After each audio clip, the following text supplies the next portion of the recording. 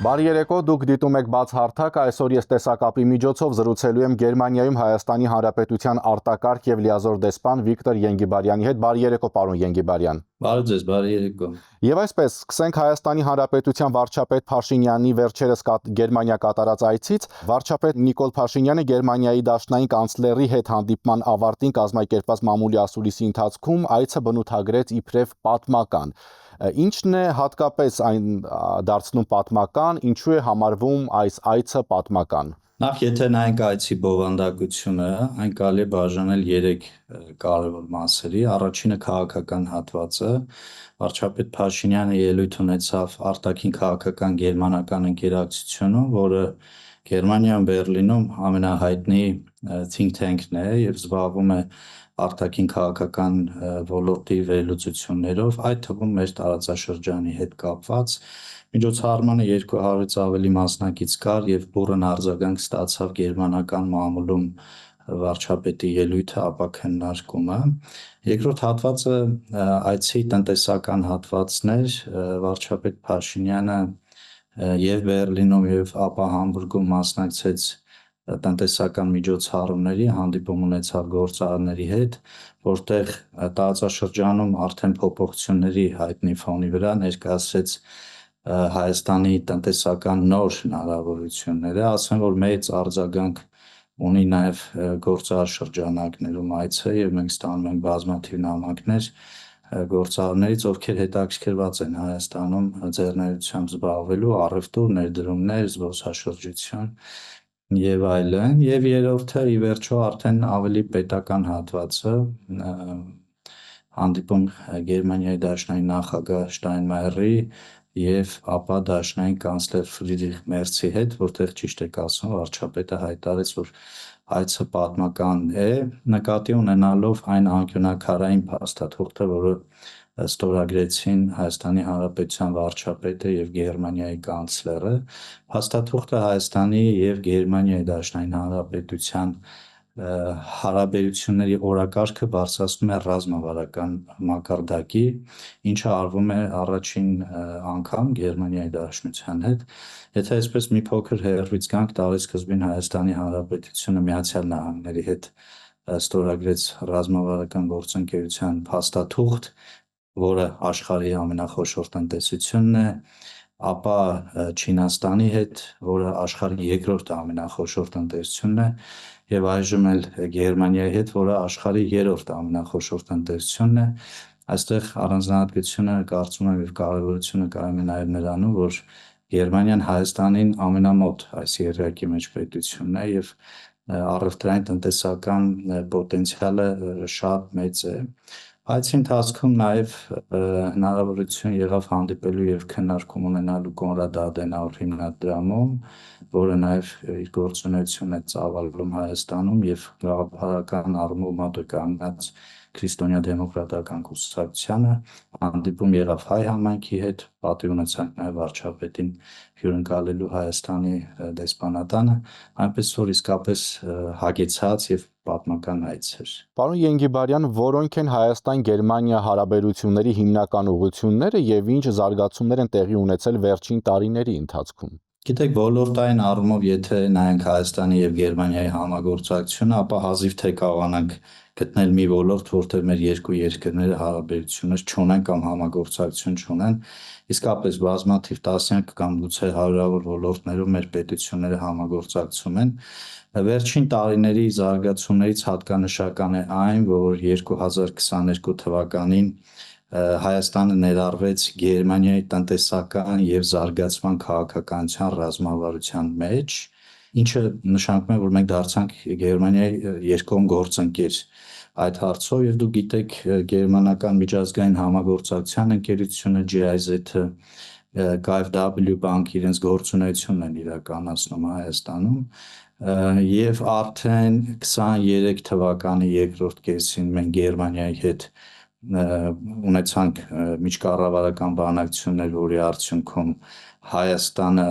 Գերմանիայից կստանա 85 միլիոնից ավել եվրո աջակցություն եւ 25 թվականի այսինքն տարվա հոկտեմբերի վերջին էլ նույնատիպ բանակցությունների արդյունքում Գերմանիան հանձնարարություն ստանձնեց Հայաստանին տրամադրելու ավելի քան 150 եվրո աջակցություն, որոնք ուղղվելու են տարբեր բազմաթիվ ծրագրերի,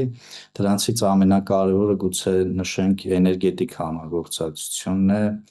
վերականգնող էներգիայի ոլորտում համագործակցությունը, փոքր եւ միջին ձեռներեցության աջակցությունը, միջին մասնագիտական կրթության ոլորտում համագործակցությունը։ Եթե այսպես մի ընդհանուր փաթեթով փորձենք ասելու, թե որտեղ են ծախսվելու այս գումարները եւ ինչ են տալու Հայաստանին,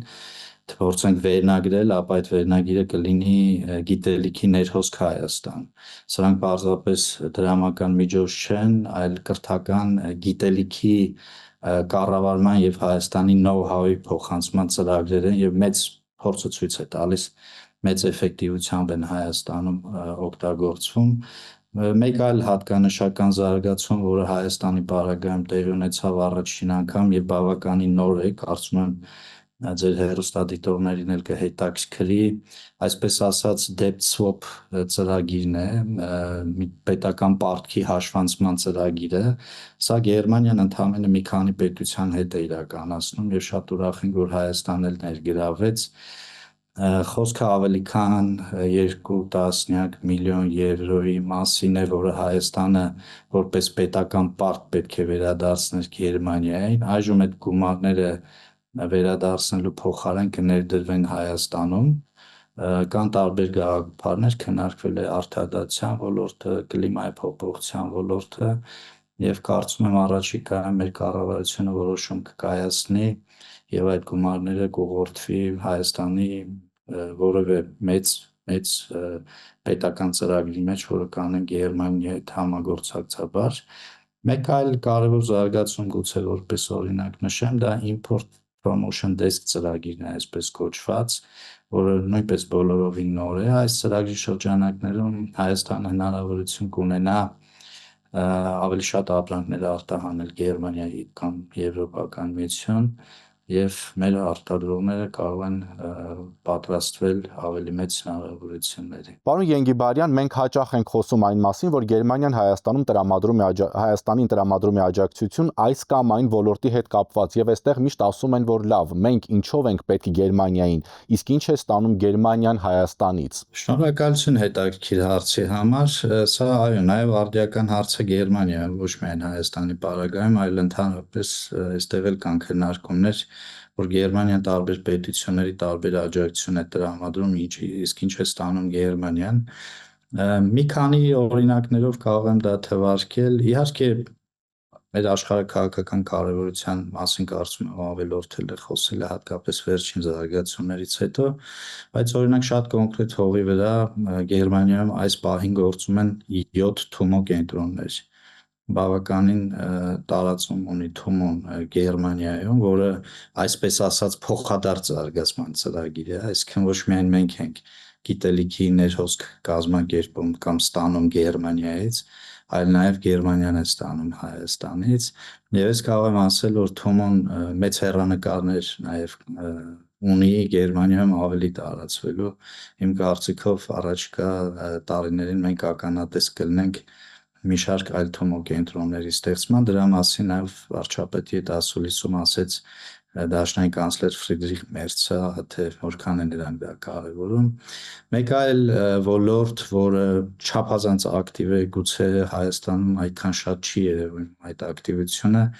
մեր եւ Գերմանիայի միջև մշակութային համագործակցությունն է։ Բառի բուն իմաստով Գերմանիայում տարեկան 200-300 միջոցառումներ են մշակութային կազմակերպվում, որոնց հիմքում ընկած է Հայաստանը, հայկական մշակույթը։ Միայն վերջի մի քանի օրինակներ կարող եմ բերել, վերջերս բառացիորեն տեղի ունեցած մեծ համերգաշարերի Բադեն-Վյուրթեմբերգ երկրամասում Հայաստանի եւ Գերմանիայի համերգների շարքը Վահագն Հայրապետյանի ներկայությամբ եւ մասնակցությամբ, այստեղի հայ երաժիշտների մասնակցությամբ, Հայաստանից եկած այլ երաժիշտների, Տիգրան Համասյան, Սերգեյ Սմբատյանի սիմֆոնիկ նվագախումբը մոտ 16 համերգ կազմակերպեց Գերմանիայում եւ սա այս երկրում շատ բարձր է գնահատվում եւ մեզ համար իսկապես ամենակարևոր ոլորտներից մեկն է դարձել։ Ամենակարևոր հարցերից մեկը, պարոն Ենգիբարյան, ինչպիսի դիրքորոշում ունի Գերմանիան հայ-ադրբեջանական հարաբերությունների կարգավորման գործում։ Գերմանիան մշտապես աջակցել է Հայաստանի եւ Ադրբեջանի միջև խաղաղության հաստատմանը։ Դուք գիտեք, որ լայնորեն քննարկվում է մեր տարածաշրջանով միջանցքի ծրագրին միանալու հարցը, որը պետք է կապի Ասիան Եվրոպայի հետ։ Եվ մենք էլ մեր հերթին առաջարկել ենք խաղաղության խաչմերուկ ծրագիրը, որը դառնում է այդ մեծ հսկայական մատակարարման շղթայի կարևորագույն մասը։ Մենք եթե ուշադիր նայենք մեր տարածաշրջանին, ապա կտեսնենք, որ մեր սահմանը Թուրքիայի հետ, դա նաև մեր սահմանն է Եվրոպական միության հետ։ Իրականում, այո, Թուրքիան Եվրոպական միության անդամ չէ, բայց Եվրոպական միություն ասելով մենք հիմնականում նկատի ունենք ներքին շուկան, առևտուրը, այդ շրջանակը, իսկ Թուրքիան Եվրոպական միության մաքսային միության անդամ է, մաքսային տարածքի մաս է կազմում եւ մեր սահմանը բացվելու պարագայում Թուրքիայի հետ մենք անմիջապես դառնում ենք Եվրոպական միության ներքին կամ ընդհանուր շուկայի հարևան պետություն, որը բացում է մեծ հնարավորություններ։ Մի թեմա, որը նաև այստեղ քննարկվեց հատկապես Համբուրգում, Գյումրիի չորնավահանգստի թեման։ Համբուրգը Եվրոպայի ամենախոշոր նավահանգիստներից է, պորտերից, ոչ միայն նավային, այլ նաև չոր գնացքների իմաստով։ Եվ այնտեղ կա մեծ հետաքրքրություն նաև մեր Հայաստանի չորնավահանգստի հետ համագործակցության։ Եթե այսպես մեր տարածաշրջանի քարտեզը ուշադիր նայենք, մեր արևմտյան սահմանը Թուրքիայի հետ կարելի ասել դա եվրոպական շուկայի սահման, իսկ արևելյանը Ադրբեջանի հետ, արդեն Ադրբեջանը գիտենք, որ Կենտրոնական Ասիայի հետ է ցանկանում ավելի շատ ինտեգրվել, դառնում է Հայաստանը այն պետությունը, որը ընկած է այս երկու հսկայական բևեռների միջև, երկու տնտեսապես աշխարհի ամենակարևոր հատվածների միջև, եւ սա բացում է մեծ հնարավորություններ առևտրատնտեսական, եւ մենք Համբուրգում վարչապետը Համբուրգի քաղաքապետի հետ, ով ի դեպ նաև իր ստատուսով վարչապետ է, քանի որ Համբուրգը երկրամաս է, բացի քաղաք լինելուց, նաև քննարկվեց այս թեման, թե ինչպես Համբուրգի պորտը կարող է համագործակցել Գյումրիի չորնավահանգստի հետ, այստեղ էլ շատ կոնկրետություններ կան, մենք արդեն տարուց ավել է, 2 տարուց գուցե ավել համագործակցում ենք Համբուրգի Port Consulting ընկերության հետ, որը մեզ տրամադրում է այդ խորհրդատվությունը, սպասում ենք սահմանների բացմանը, ես կարծում եմ բոլորն են դրան սպասում եւ դրանից Հայաստանը եւ Հայաստանի քաղաքացիները մեծ օգուտներ են քաղելու առանց կասկածի։ Իսկ Գերմանիան այս ընդհանուր գործընթացներին աջակցում է եւ քաղաքականապես, մենք տեսել ենք նաեւ Բերլինում եռակողմ բանակցությունները կամ Հայաստանի ու Ադրբեջանի միջև բանակցությունները Գերմանիայի նաեւ մասնակցությամբ եւ քաղաքականապես եւ նաեւ խորհրդատվությամբ, որովհետեւ շատ հարցերում մենք ունենք այո գիտելիքի know-how-ի տրանսֆերի խնդիր եւ անհրաժեշտություն։ Պարոն Ենգիբարյան, վերջին этаպում բավական հաճախ է խոսվում, որ Հայաստան-Արևմուտք հարաբերությունները երբեք այսքան բարձր մակարդակի վրա չեն եղել, որքան հիմա է։ Ինչ դիրքորոշում ունի Գերմանիան Հայաստանի եվրոպական ինտեգրման գործում։ Դաշնային կանցլերը այդ հարցին եւս պատասխանեց եւ ասաց, որ աջակցում է Հայաստանի եվրոպական ինտեգրմանը։ Այդ աջակցությունը նաեւ հողի վրա է, նաեւ կոնկրետ խորհրդատվական ծրագրերի միջոցով է իրականանում։ Եվ մենք էլ հայտարարել ենք, որ մենք պատրաստվում ենք օրենսդրական մակարդակով ենք նույնիսկ հայտարարել, որ պատրաստվում ենք ապագայում անդամակցել Եվրոպական միությանը։ Այստեղ երկու դրվագ կա, որոնց վրա մենք հատուկ ուշադրություն ենք դարձնում։ Առաջինը Եվրոպական միությունը ինքը ստատիկ օրգանիզմ չի, այսպես ասած։ Եվրոպական միությունը շարժվող թիրախ է, եթե այսպես ասենք, moving target։ Դա նշանակում է, որ եթե մենք ապագայում պատրաստվում ենք ինտեգրվել Եվրոպական միությանը, ապա պետք է ինտեգրվենք ապագայի Եվրոպական միությանը։ Եվ երկրորդը Եվրոպական միությունը ինքը մեծ ծրագրեր ունի ապագայում ռեֆորմներ իրականացնելու, Եվրոպական միության բնույթն էլ է փոխվում, աշխարհում իրադարձություններ են տեղի ունենում, այն արևմուտք բառը, որ դուք նշում եք 2-3 տարի առաջ բոլորովին այլ բնութագիր ուներ, քան այսօր, Եվ մենք որոշել ենք, որ մեր ստանդարտները, նորմերը կհարմոնիզացնենք եվրոպականների հետ եւ երբ կգա պահը, որ մենք արդեն տեխնիկապես ի վիճակի կլինենք Եվրոպական միությանը անդամակցելու, ապա կնստենք մեր եվրոպացի գործընկերների հետ մի սեղանի շուրջ եւ մեր քաղաքացիների վճռորոշ կարծիքը հաշվի առնելով կկայացնենք այդ որոշումը բոլոր դեպքերում Հայաստանը հայտնվելու է շահեկան իրավիճակում, քանի որ այդ նորմերին, ստանդարտներին ինտեգրվել է, մոդեռնիզացնելու է, ժամանակակից է դարձնելու մեր տնտեսությունը, մեծացնելու է մեր առևտրի ծավալները, նպաստելու է գիտության, կրթության զարգացմանը, իր հետ բերելու է բազմաթիվ զարգացումներ, այդ թվում շարժունակությունը։ Այսօր սա եւս մեկ օրինակ բերեմ շարժունակություն բառը